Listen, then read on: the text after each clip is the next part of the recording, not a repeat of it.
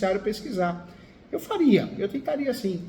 Eu tentaria por quê? 15 anos de posse, né? E foi uma forma de posse estranha, esquisita, o pagamento não é aquele aluguel com contrato, tudo ajustado, bonitinho. Houve meio que um abandono. Eu tentaria sim, doutora, com consciência tranquila, viu? Sim, ele considera que houve um abandono, tanto que é ele que faz todas as manutenções lá, ninguém nunca foi lá. Olha lá. Eu tentaria. Tá, Na verdade, tudo bem. tem essa possibilidade sim, viu?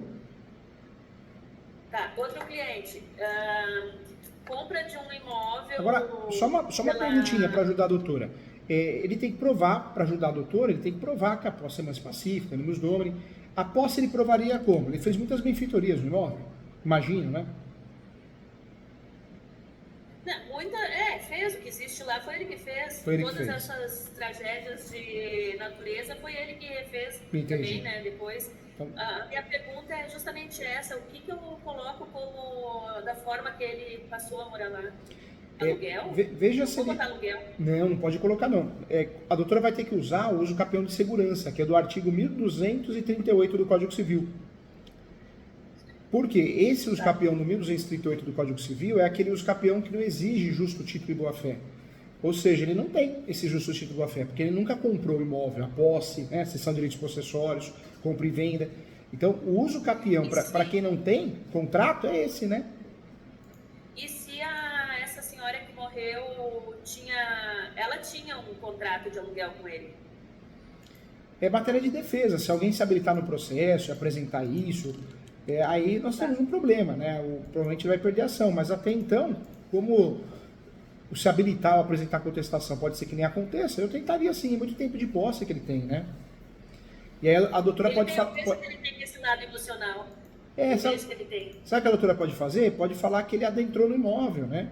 Ele adentrou no imóvel em virtude de uma situação que inicialmente poderia ser uma locação, mas acabou não ocorrendo porque houve abandono. Tá. Ok. Certo. Tá, E esse uso capião, doutora, mais uma dica, viu? Usa então 1238 do Código Civil. Dá para trabalhar, porque ele usa para morar. Então dá para trabalhar com parágrafo único. Para morar e para trabalhar. Ele tinha trabalho em cima dessa coisas de reciclagem, ele empregava até, mas agora não emprega mais. O que dá para fazer é trabalhar em cima disso. Trabalha com a tese do 1238, parágrafo único, ou seja, de 15 reduz para 10 anos, entendeu? Tá. E aí o que a doutora consegue fazer também? Consegue trabalhar com o enunciado 492 da 5ª Jornada de Direito Civil e, principalmente, hein, outra dica de ouro, trabalha com a súmula 237 do Supremo, porque se alguém aparecer com uma ação de reintegração de posse, reivindicatória... 237 do Supremo. Por que eu falo isso? Porque se alguém aparecer com uma ação de reintegração de posse, reivindicatória, através do uso capião, a doutora consegue segurar a emissão da posse, entendeu? Eu vi isso numa aula também. Não lembrava, mas eu lembro de que foi falado numa aula de... Aula não, acho que numa mentoria com alguém que eu assisti no YouTube. Inclusive, ela mencionar a súmula 237, olha que legal. A doutora pode avisar o cliente que está fazendo uso capião de risco, porém está fazendo uso capião com a estratégia de regularizar o imóvel, mas também de defender ele na posse, entendeu? E aí bate nos 3 requisitos. Fala que ele tem a posse mais pacífica, animus domini, e bate também, fala que ele tem a posse exclusiva e a gestão exclusiva, porque ele tem, né? Ele tem. Bate nisso, que ele tem a posse exclusiva e a gestão exclusiva. Desde, verdade. Esse uso capião, parece que não, ele é um uso capião de risco porque existe um contrato de locação que se aparecer pode atrapalhar tudo, né? Mas ele também é um uso capião interessante porque ele tem muitos anos de posse, né? Ok, posso ir para outra? Claro, sempre. Então, tem uma pessoa, uma senhora, uma mulher, que fez um financiamento no Banco do Brasil, comprou um imóvel pequeno, uma casinha assim de loteamento, né, de condomínio mais simples. E aí, quando ela viu, ela comprou descontando um pouco do fundo de garantia, a parcela. Quando ela viu que aquela parcela, o fundo tinha acabado e aquela parcela ia ficar mais alta, o que ela fez? Vendeu adiante sem poder vender, vendeu assim uma folha A4 com vendo e compro e 2 assinaturas assim. Fez o famoso contrato de gaveta, né? Não, nem da gaveta acho que não chega a ser, porque tem só, nem cláusula, tem nada. Aí, tudo bem, essa pessoa, 2, estava pagando. Mas, quando também nesse período antes de aumentar, e quando ela viu também que ia aumentar, ela passou para um terceiro. E esse terceiro vendeu pelo dobro, abaixo de entrada, né? E que ela pagou de entrada e não pagou mais as parcelas, claro, porque ela passou adiante. E esse terceiro está lá dentro morando e alega que não vai pagar absolutamente nada, porque o valor da parcela que eles teria dito para ele, essa segunda pessoa, era inferior. E que ele não tem esse valor para pagar agora. Ou seja, agora nem depois. Agora eu já entrei para isso. Só que a ação que eu entrei foi para retomar. Você fez o quê? Você fez a integração? Reintegração de posse. De posse. Deixa eu ver aqui o que eu fiz. E já protocolou? Já distribuiu ela? Já. Dei para audiência agora. Eu só quero saber se eu fiz tudo errado, meio errado, ou se dá para consertar alguma coisa. Não, quando o cliente... Dá uma olhadinha aí, ver se é a integração de posse mesmo. Eu fiz ação de rescisão contratual com pedido liminar de reintegração de posse e danos morais. Ah, fiquei feliz, hein? Arrasou, hein? Porque quando a doutora falou reintegração de posse, eu ia falar isso. Antes de pensar na reintegração, a gente tem que rescindir esse contrato, porque existe um contrato, né? Seja verbal, seja mal feito, seja através de uma declaração, mas existe. Então a doutora trabalhou bem. Ação de rescisão de contrato acumulada com reintegração de posse. Quando a gente tem registro, o cliente tem reivindicatório, emissão da posse, né? Mas a doutora trabalhou bem, como o cliente só tem a posse, então nos resta fazer o quê? Rescisão de contrato, direito às obrigações e trabalhar com a ação de direito real, que é a ação de reintegração de posse. Fez bem, parabéns, doutora, fez bem. E o que eu posso... Obrigada. O que eu posso... Notícia boa, hein? De conciliação? Notícia boa, você não fez nem muito errado, nem meio errado, você fez tudo certo. Obrigada. Show.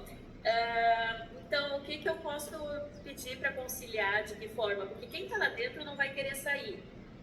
A nossa intenção era botar esse imóvel à venda e ressarcir quem está lá dentro e terminar com o assunto, passar esse imóvel para o nome de outra pessoa, seria um outro financiamento, algo assim, né? Com esse valor da venda, da compra, compra, acabaria com o financiamento, né? E passaria para o nome da quarta pessoa. Mas ele não vai sair lá de dentro enquanto tiver para vender. Ele já disse que não.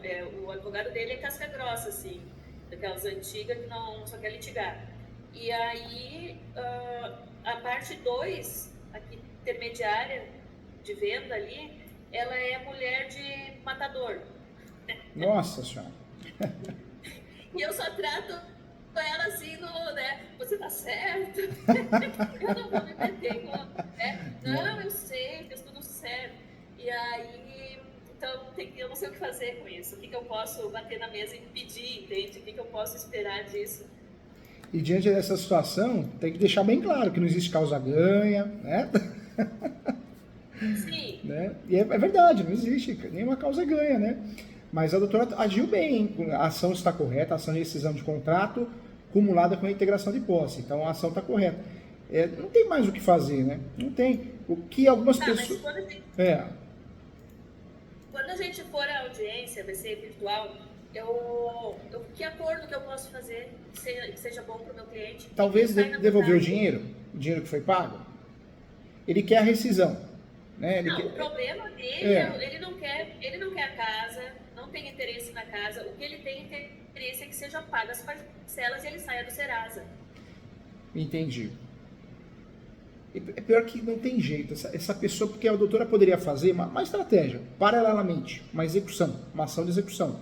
Porque tem um contrato, seja bem feito ou mal feito, assinado pelo credor, devedor e 2 testemunhas que dá para a gente assinar na hora, né? Hoje dá para consertar se a testemunha não assinou. De fato, daria para forçar, né? Uma ação boa, rescisão de contrato, acumulada com a integração. O que a doutora poderia propor para eles, se eles querem fazer também uma ação de execução por fora, né? Para cobrar os valores que não foram pagos, das prestações, poderia ser feita isso. Quem está pagando a cada 3 meses minha casa, a primeira vendedora, né? A que fez o financiamento. Então, a cada 3 meses, ela tira o nome dela do Serasa, espera alguma coisa acontecer, entra no Serasa de novo, paga de novo. Ela está pagando para o outro morar, o outro não paga nem aluguel, nem parcela de financiamento, e tá lá. Aí tá fácil, né? Uma outra ação, além da execução do contrato, que dá para trabalhar também, é sempre uma perdas e danos. Gerou prejuízo, perdas e danos. Agora, em relação ao acordo, é difícil, hein? Ele fez a ação de integração de posse, mas ele não quer a posse de volta. Poderia ser feito um novo acordo. O acordo seria o quê? Vamos acertar o que você está devendo em relação às parcelas, mas também é difícil, né? Porque se ele não está pagando, provavelmente não tem dinheiro ou não tem intenção de pagar. Não tem intenção. A audiência de conciliação nesse caso, ela é interessante. Claro que é para a gente escutar a outra parte, mas ela é meio incompatível em relação ao acordo. Dificilmente vai dar acordo nesse caso. Porque se deixou de pagar, você não tem interesse de pagar, não tem interesse em resolver o problema, né? E a parte 2, esposa do matador, ela é rebelde. Nossa. Difícil, hein? Difícil. Essa audiência de conciliação é importante, claro. Vai que surge alguma coisa, né? Eu sempre falo, vai que Deus atua na causa aí, mas de fato é meio incompatível, não tem acordo para ser feito, né? Porque claro que tá errado. Tá claro que tá errado. O único acordo que poderia ser feito, ó, eu quero aqui deixar na ata da audiência de conciliação bem claro que eu vou sim pagar. E aí? Aí faz um acordo desse, não paga de novo, vai ter que distribuir uma nova ação? Difícil, né? Tem audiência de conciliação que, infelizmente, o caso acaba ficando incompatível com uma conciliação. E é esse caso, hein? Não tem muito o que fazer acordo aí, hein? Deixa até a parte, viu? Deixa a parte avisada, viu, doutora? Fala, olha, nós vamos fazer essa audiência, mas o acordo é meio incompatível, provavelmente não vai acontecer. Porque fazer um acordo que vai nos gerar insegurança, de dar baixa na ação e nada a resolver, não vai adiantar, né? Tá, e como fazer para ele sair lá de dentro, então? É a reintegração mesmo, vai ter que esperar a reintegração. Não tem outro meio, não tem registro, não dá para trabalhar com reivindicatória. Não tem registro, não dá para trabalhar com arbitramento de aluguel, que é uma ação interessante. Você força a pessoa a pagar aluguel e ela muitas vezes abandona o imóvel. Mas não dá. Mas e o registro não seria via comprovante de financiamento? Não. Na verdade, o registro seria a certidão de propriedade e o nome, mas nesse caso não, foi alienação fiduciária, né? Tá no nome do banco, né? Não dá. Sim. Mas uma vez que ela que está pagando, não tem como... Não tem, a jurisprudência nesse sentido, ela entende que não é caso de petitória, é possessória mesmo, a doutora acertou. Se tivesse feito uma petitória, poderia perder a ação julgada de forma antecipada.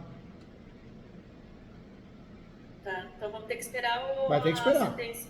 Tem que deixar claro que tem que esperar a sentença. E a ação de rescisão tem demorado, hein? Não tem jeito. É uma ação demorada e cansativa, normalmente 1 ano e meio a 2 anos e meio, né? Em média, pode ser mais. Deixar avisado também. Tem que falar que não é um problema que vai resolver do dia para noite, hein? Se ela parar de pagar e ficar no Serasa e o imóvel for a leilão, qual é o prejuízo dela com o nome dela, assim? O problema, ir a leilão tem um lado bom, né? Indo a leilão, alguém arrematando, quem arrematar, de fato, vai fazer uma ação de emissão de posse. Aí já é uma petitória, uma ação muito rápida, para tirar eles de lá. Mas, por outro lado, ela vai ser executada, então pode bloquear a conta dela, se tem uma aposentadoria, um benefício pode ser bloqueado metade. Então, ela entra numa linha de risco, né?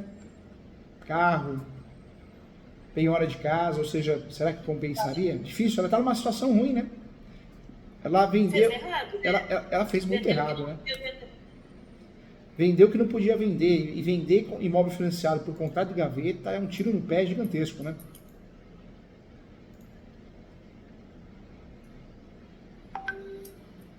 Então não tem saída mesmo. Não tem, doutor. Deixa bem claro que é um caso complexo, não vai resolver do dia para a noite. Não tem saída. Se fosse uma reivindicatória que a doutora tivesse distribuído, né, o caso não permite, aí daria para fazer o que por fora? Da reivindicatória daria para fazer arbitramento de aluguel. Poxa, além da ação para desocupar, teria uma ação para cobrar aluguel, forçar a cobrar aluguel, mas não é o caso, né? Ela também tem a posse... A minha ação não é reivindicatória também? Não, a reivindicatória é petitória, a sua é possessória. Possessória. Não então tem... tá. A doutora fez o que ia fazer. parabéns. Tudo que você me apresentou aqui, a doutora fez com um carinho, fez muito bem feito, né? Parabéns. E os casos que a doutora me passou aqui são casos complexos, tá? A doutora acertou. Parabéns, mandou bem. O cliente tem que respeitar. Obrigada. São casos complicados, são casos demorados, mas o cliente tem que respeitar porque a doutora atua muito bem, viu? Tá, certo. Valeu, obrigada. Qualquer coisa eu tô aqui para ajudar, tá? Tá. Mas com o professor você ganha um deixa eu amigo aqui. perguntar. E estuda após, participa dos plantões, Deixa eu faz pergunta. Deixa eu perguntar, tá melhor em relação a problema de família? Tudo bem? Agora tô melhor. Na verdade, Ontem chegou atrasado na aula, que disse que não viu. na verdade a esposa tá com uma infecção. Ela não tratou dessa infecção, correria, né? Tá, o trabalho dela também. E a infecção subiu pro rim, então tivemos uma complicação. Então ficamos muito preocupados, né? Mas agora tá melhor, tá estável, graças a Deus. Nossa. Rim é problema, né? É problema. Não tem jeito, a gente é ser humano, né? Os problemas vão surgindo, Tá bom, né? A gente então. vai desviando, né? Ó, ganhou mais que o professor, ganhou um Tá amigo, certo. tá? O bambu, né? Conte comigo e não sei se já leu o livro, Direito Imobiliário de AZ, vai te ajudar muito. Livro Direito Imobiliário de AZ da editora Mizuno. Não li, não. Esse livro é o mais vendido no Brasil, se tornou bom. o mais vendido no Brasil, Direito Imobiliário. Esse uso capião, muito legal. Se a doutora tiver a oportunidade, leia esse meu livro que a doutora vai gostar. Vou ler sim, vou te acompanhar sempre, porque agora eu quero entrar nessa área de imobiliário de novo, né? Que legal. Tá? Já entrou, já arrasou. Se tiver aqui também com essas empresas, alguma coisa eu mando pra ti. Tá bom. E qualquer coisa que eu precisar daí também eu aviso. E se precisar de alguma coisa aqui em São Paulo, quiser atender alguém na sala de reunião, é só avisar, tá? As portas são abertas para a doutora. Tá bom. Tomar café comigo, tá bom? Ganhou um amigo aqui. Tá bom. Fica com Deus, tá bom? Obrigada. Tchau. Obrigada. Parabéns Até pelo mais. trabalho. Tchau. Gostei, fiquei contente, fiquei orgulhoso. Tchau. Bom, fiquei contente também, obrigada.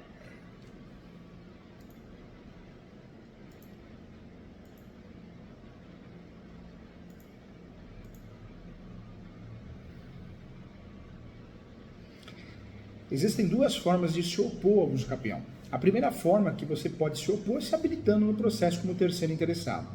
Já a segunda forma que nós podemos também se defender contra o uso capião é a contestação. Então, a contestação também é a possibilidade da gente se defender contra o uso capião.